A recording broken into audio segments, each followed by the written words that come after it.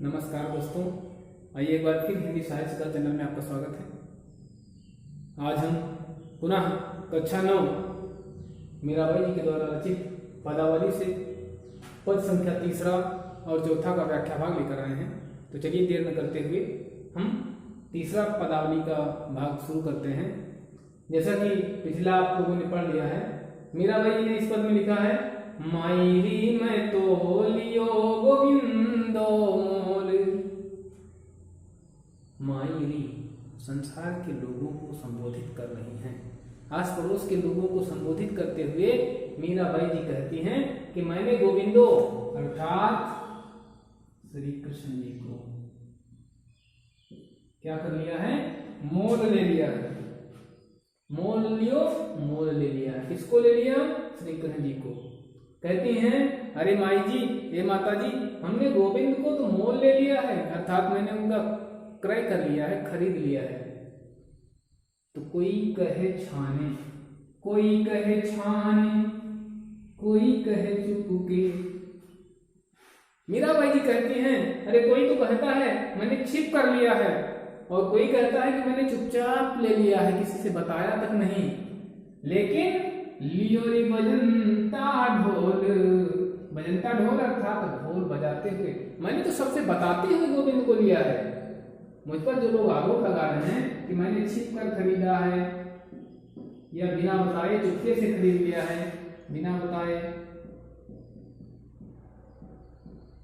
तो ऐसा मैंने नहीं किया है।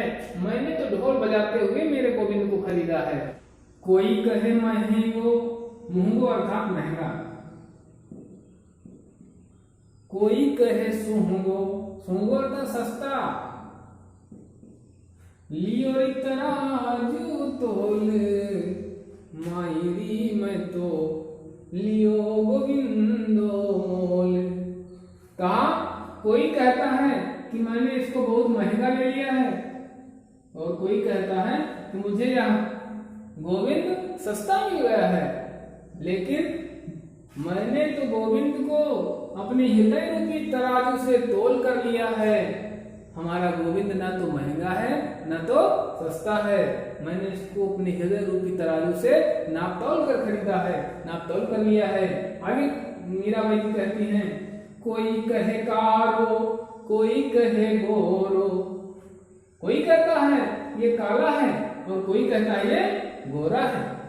कोई कहता है ये काला है, कोई कहता है गोरा है। लेकिन मीराबाई कहती हैं, लियो लिया मोलक मोल, मायरी मैं तो लियो गोविंदो मोल। कहा, मैंने तो इसको अमोलक अर्थात अमूल्य धन समझ कर ले लिया है, इसका कोई मोल नहीं है, अमोलक मोल है, अर्थात इस गोविंद का कोई मोल नहीं है। कोई काला कहता है, कोई गोरा कहता है, लेकिन मैंने इसको अनमोल समझ कर ले लिया है। आगे कहती हैं, याही को सब जानत हैं, लियो री आँखी खोल। याही को सब जानत हैं, जानत अर्थात जानते हैं, ये राजस्थानी शब्द है जानत। तो ये तो सभी जानते हैं।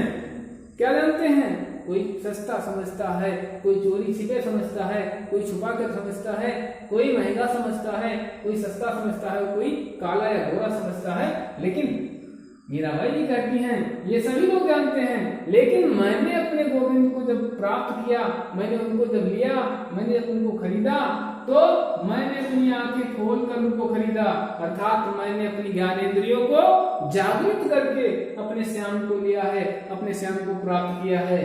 मीराबाई आगे कहती हैं कि मीरा को प्रभु दर्शन दीन्यो। मीरा को अर्थात को, मीराबाई कहती हैं कि मीराबाई को प्रभु ने दर्शन प्रदान किए, दर्शन दे दिए। तो ये दर्शन पूर्व जन्म को कौल, कौल, कौल का अर्थ होता है प्रतीक्षा या प्रतिज्ञा। का मीराबाई को प्रभु ने दर्शन प्रदान किया, यह मेरी पिछले जन्मों की प्रतीक्षा है, अथवा यह मैंने पिछले जन्म में कसम खाई थी कि प्रभु को प्राप्त करना है, इसलिए प्रभु ने मुझको दर्शन दे दिए। तो आइए एक बार पुनः पूरा अर्थ समझते हैं, फिर बात करते हैं काव्यगत विशेषताओं की ओर। तो मीराबाई ये कहती हैं कि रे माई, ये रे माता जी, मैंने तो गोविंद को मोल ले लिया है, अर्थात खरीद लिया है।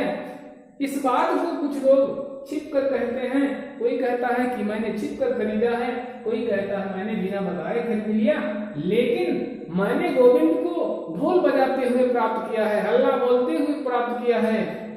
अब जब प्राप्त कर लिया है तो कोई ये कहता है कि ये गोविंद महंगा है, कोई कहता है मेरा गोविंद सस्ता है, लेकिन मैंने अपने गोविंद को हृदय रूपी तराजू से तोल कर प्राप्त किया है।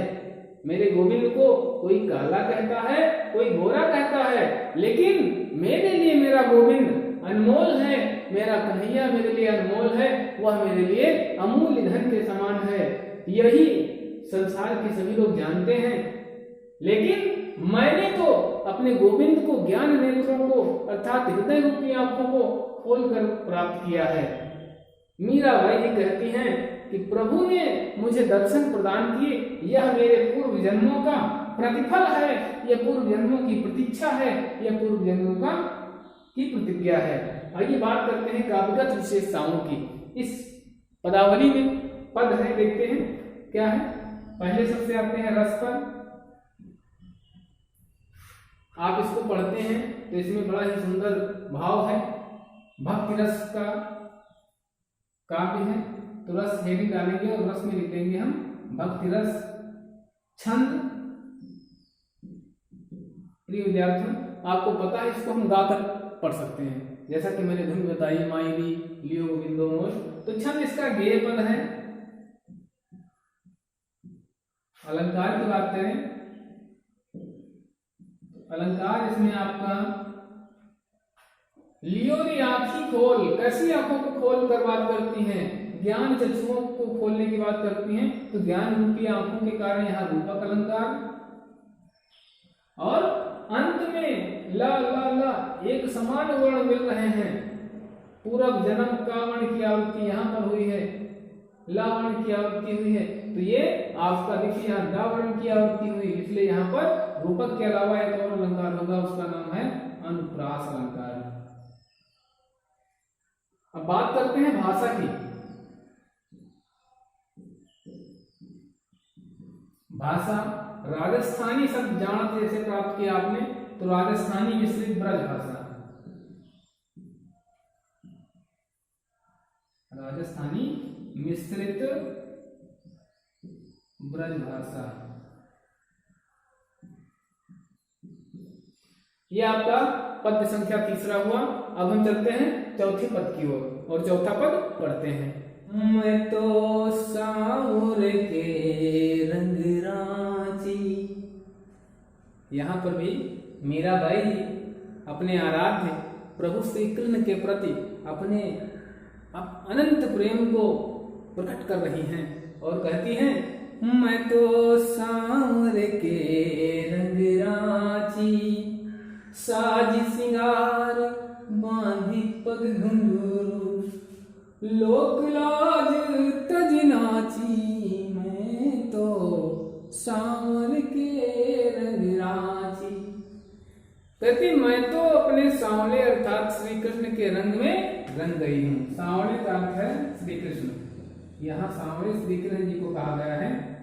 मीराबाई जी कहती हैं कि मैं अपने प्रियतम सांवले प्रियतम अर्थात प्रभु श्री कृष्ण के रंग में रंग गई हूँ, मैं उनके रंग में उनके प्रेम में रंग गई हूँ। साज श्रृंगार, श्रृंगार कर लिया है। कैसा श्रृंगार करती हैं? मैंने उनको अपना प्रियतम मान लिया है और मैं उनकी प्रियतमा बन करके मैंने अपना समस्त श्रृंगार कर लिया है। और बांधी पग घुंघरू, पग अर्थात पैरों में, पग अर्थात पैर, मैंने अपने प्रियतम के लिए सारा श्रृंगार कर लिया है। अपने पैरों में मैंने अपने प्रियतम के नाम के घुंघरू बांध लिए हैं। और क्या किया? लोक लाज तज नाची, लोक संसार, लाज शर्म, संसार की शर्म को छोड़कर, संसार की शर्म को या लज्जा को छोड़कर मैं अपने सांवरे के रंग में नाचती रहती हूँ, सांवले के लिए नाचती रहती हूँ। आगे क्या कहा, गई कुमति लई साध की संगति। कुमति अर्थात कु अर्थात खराब, मत माने बुद्धि, जो मेरी कुमति थी, दुर्बुद्धि थी,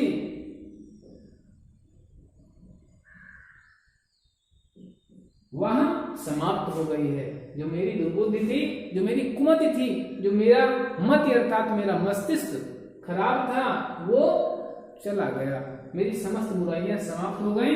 लई साध की संगति, और मैंने संगति अर्थात संग, साध अर्थात सज्जनों की या संतों की, मेरी कुमति समाप्त हो गई। मैंने संतों का संग प्राप्त कर लिया। और क्या कहा, भगत रूप भई साची, मैं तो सांवर के रंग राची। क्या कहा, मैं भगत रूप अर्थात भक्त के रूप में, भगत रूप अर्थात भक्त के रूप में क्या हो गई, साची हो गई अर्थात सच्ची हो गई। क्या हो गई, मैं भक्त के रूप में अपने कन्हैया की सच्ची भक्तन हो गई। तो गाय गाय हरि के गुण निस दिन, निस रात्रि, गाय गाय के यानी गा गा कर, किसके गुण का गा गा कर कह रही हैं, हरि के अर्थात हरि के गुणों को गा गा करके, कब कब, निस दिन रात दिन, अर्थात मैं रात और दिन हरि के गुणों का गान करती रहती हूँ। इसलिए काल ब्याल सुबाची, काल रूपी सर्प, ब्याल मीन्स होता है सर्प, और काल माने होता है मृत्यु। तो मृत्यु रूपी सांप से मैं बांची, सु अर्थात से, बांची अर्थात बच गई। कहा, मैं रात दिन हरि के गीतों को, हरि के गुणों को गाती रहती हूँ, इसलिए काल रूपी सर्प से, मृत्यु रूपी सर्प से बच गई। आगे क्या कहती हैं, उड़विन सर्व जग खारो लागत, और बात सब कांची। उड़विन, उड़ अर्थात उनके बिना, किसके बिना, श्याम के बिना, सब जग, जग अर्थात संसार, खारो लागत बेकार लगता है। खारो लागत बेकार, खारा मीन्स होता तो नमकीन है, लेकिन यहाँ खारो का अर्थ खरा लगेगा, जला भुना सा लगेगा। जैसे रोटियां जल जाती हैं, ज्यादा जला दी जाती हैं तो अच्छी नहीं लगती हैं। हम समंदर के खारे पानी को खारा नहीं कहेंगे यहाँ पे। तो श्याम के बिना सारा संसार बेकार सा लगता है, जैसे जली हुई रोटियां। मैंने एग्जाम्पल दे दिया, ठीक है, खारे के लिए ज्यादा खरा कर देना, जैसे कहते हैं ना खरा पाओ, तो खरे का मतलब जल जाना। तो बिन सब जग खारो लागत, और बात सब कांची। आपने पढ़ा, उनके बिना सारा संसार बेकार लगता है, और बात सब कांची, और सारी बातें अर्थात श्याम के अतिरिक्त जो भी बातें की जाती हैं, वे सभी बातें कच्ची हैं, अर्थात बेकार हैं, व्यर्थ हैं। आगे कहती हैं, मीरा श्री गिरधर लाल सु का अर्थ होता है की। मीराबाई जी कहती हैं कि श्री गिरधर लाल की, सु की अर्थात सु का अर्थ होता है की, भगति अर्थात भक्ति, रसीली आनंद प्रदान करने वाली है। जांची ऐसा हमने परख लिया है।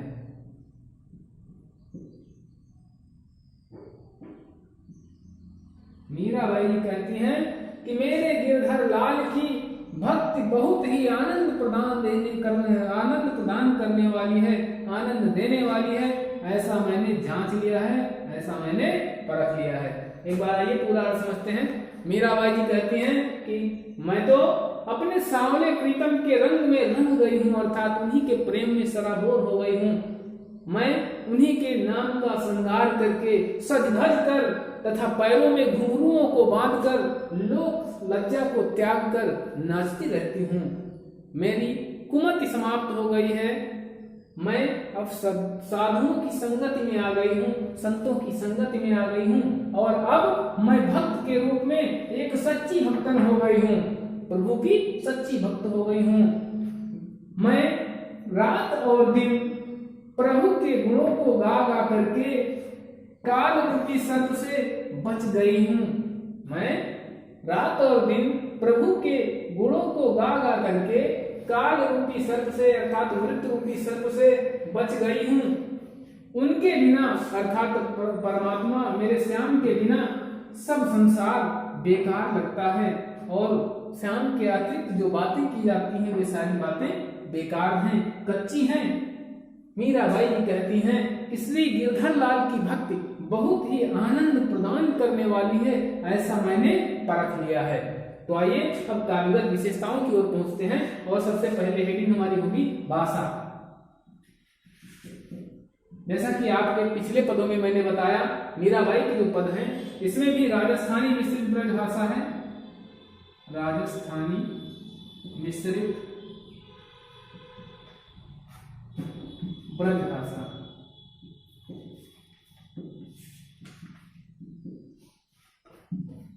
रस अगली हेडिंग होगी, रस आपका होगा भक्ति रस।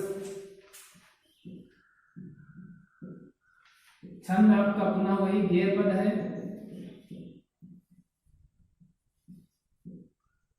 अलंकार,